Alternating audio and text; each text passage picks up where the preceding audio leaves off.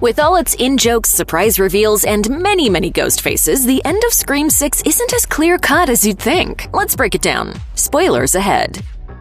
To understand the ending of Scream 6, fans must remember the rules of a franchise. Of course, Mindy is here to give the characters and fans the lowdown in a scene that not so subtly pays tribute to her late great Uncle Randy. You push the laws and you end up dead. Okay, I'll see you in the kitchen with a knife. First and foremost, Mindy's #1 rule is that everything is bigger than the last one. #2, the Woodsboro group needs to expect the opposite of what happened last time. And most chillingly, #3 dictates that no one is safe, and the legacy characters are cannon fodder. But wait, there's more. Episodic continuation indicates that the final characters are also expendable. In some ways, this is a misdirection in itself because the movie has the best survival rate of characters we actually care about of any movie in the Scream franchise. With that being said, Mindy does say to expect the unexpected, and the movie certainly lives up to that by the end.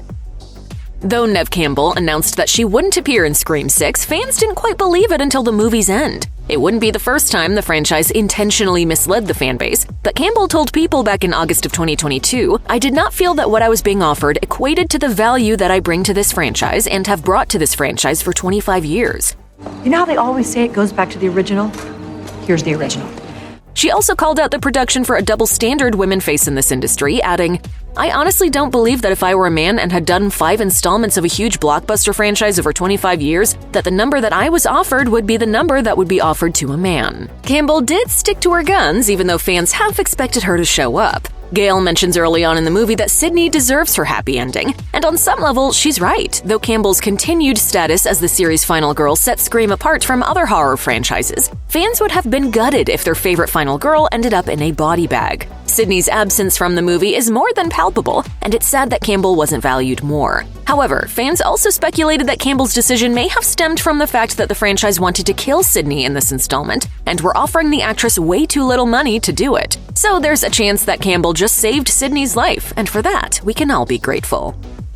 One death that fans surely expected to happen in Scream 6 is that of Gale Weathers. Her intro to the movie is disheartening at best, and she seems to have lost all of the character growth she developed throughout 5 films. However, we do get some Sidney callbacks when Sam tries to punch Gale and Tara succeeds. Gale also offers Sam one wholesome nugget before her showdown with Ghostface, telling that she can make her own family despite her past, even if that is with just one person. Sam definitely found that family with Dewey and Sidney. Gale proceeds to have one of the most epic showdowns with Ghostface that we've seen yet, including a moment where we think she just might win after hanging up on Ghostface, calling him back and sussing out his location. However, he stabs the living daylights out of her, and she tells Sam and Tara to tell Sidney that Ghostface never got her. Shockingly, the sentiment rings true, and we find out at the end of the movie that Gale survived her injuries. The minute Chad and Tara finally kiss, it seems like his fate is sealed. The final girl's love interests don't tend to last very long after all. Unsurprisingly, Chad gets brutally stabbed by 2 Ghostfaces while he's kissing Tara, and despite being utterly mauled, the group still side-eyes Kirby as the killer. However, Scream 6 serves Scream 2 vibes, and the Ghostface reveal is no different. Both films take place out of Woodsboro as the surviving high schoolers try to leave their past behind, only to find the effort futile. This time, though, there are 3 killers. After stumping fans on the identity of the 3 Ghostfaces, Chad's apparently sweet and nerdy roommate Ethan reveals that he's wearing Nancy Loomis's mask, and that's when things click into place. This is a revenge-driven family affair. As soon as a very alive Quinn removes her mask and reveals that she's the second Ghostface, we immediately know who's behind Ghostface number 3, Detective Bailey. Naturally, he's Richie's father, hell-bent on avenging his serial killer son's murder. The showdown with the killers has all the quips and twists you'd expect of a Scream movie. Tara aptly congratulates Detective Bailey for his stellar parenting skills, while Sam tells him that his loser son was a man-baby that made his girlfriend do all of the work. Ethan stabs Kirby with the knife from her original stabbing to add some poetry to the moment. Of course, incel extraordinaire Charlie Walker was guilty of stabbing Kirby in Scream 4, so it's unsurprising that the new film's incel virgin wields his knife. He even later grossly tells Tara that he did always want to stick something in her. Luckily, Tara quite literally gets the drop on him when she falls from a balcony and stabs him right through his smart mouth. Quinn, meanwhile, gets shot in the head by Sam. At this point, Sam's killer tendencies are in high gear, and she wants to play. Channeling her father and OG killer, Billy Loomis, she calls Bailey using the Ghostface voice. But Sam really claims her birthright when she dons her father's Ghostface mask. Sam assures Bailey that though her father was a murderer, she's better than that. However, on second thought, sometimes you don't have a choice. For a moment, Sam makes Bailey think she's saving him, but just for a moment because then she stabs him in the face. Father Billy would be proud. Is that motive enough for you?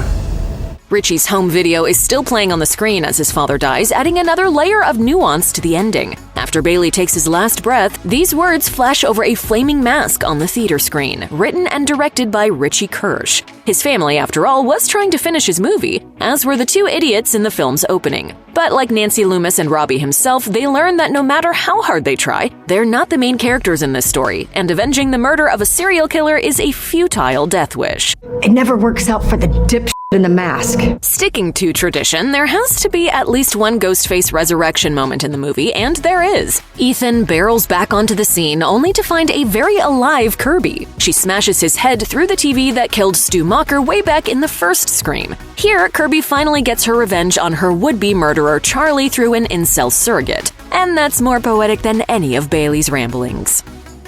There aren't a whole lot of OG characters to give Sam and Tara advice at the end of the film. Since Gail is busy dealing with a slew of stab wounds, Kirby takes on that role. She and Sam went to high school together after all. She tells the sisters that legacy doesn't always have to be a bad thing. Sam proves this time and time again when she embraces her mental health struggles and her cursed family lineage, but chooses not to become another cold-blooded killer in her family line. She yearns to understand Billy, but she refuses to become him. Sure, she teeters on the edge of good and evil sometimes, but her moral compass still keeps her grounded, while allowing her to have a little fun with the people who make her life a living hell. Struggling with a desire to keep a piece of her father with her, as morbid as it is, Sam looks at his crumbling Ghostface mask that she swiped from the theater. Giving it a moment's thought, she discards the bloody reminder of her family's past on the rainy street, silently vowing to make her own legacy. I'm ready.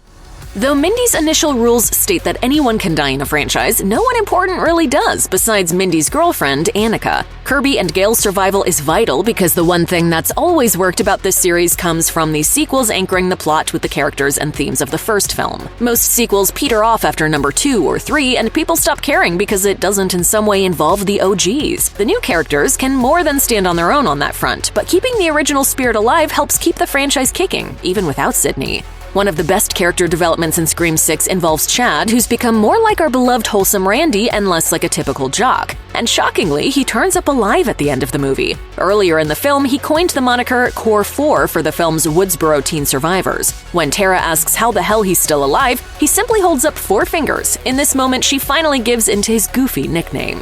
Finally, Randy can rest easy knowing that the wholesome nerd gets the girl. Chad may wear a Letterman's jacket, but at the end of the day, he's a protective sweetheart. Alternatively, Mindy is the horror expert with a biting edge. They're the perfect Meeks twin combo. The fact that they all survive is a breath of fresh air. Having the OG movie's Core 3, Sidney, Dewey, and Gail survive for so long ensured the franchise's continued popularity. But few can argue that Randy got killed too early. Having the Core 4 make it through for now rights that brutal wrong. Don't you know the rules?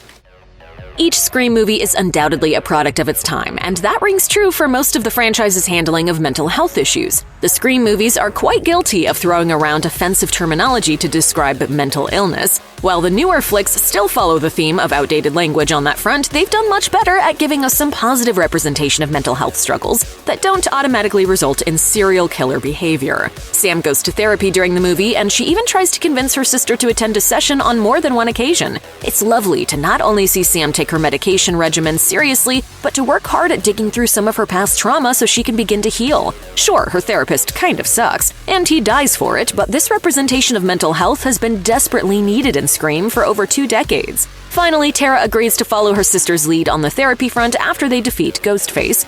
Maybe there will be some family sessions in store for Scream 7. Let's face it, Marvel movies have started an out-of-control trend when it comes to post-credit scenes. No one feels safe leaving a movie theater until the very last credit has rolled, and sitting through those credits is a good way to get audiences to care about the many behind-the-scenes experts who make a movie work. Also, it's fun to see the artwork, listen to the music, and take a gander at the list of songs used in the film. But Scream, at its core, remains a satirical horror franchise. It exists primarily to make fun of itself and the horror genre, so naturally fans who wait around until the last credit has rolled are in for a sassy treat. An exasperated Mindy returns to the screen to quip that not every movie needs a post-credit scene. While mocking a cliché, the movie embraces the cliché at the same time, which is just about the most Scream thing a sequel can do. Wes Craven would be proud. I hear you're a horror fan.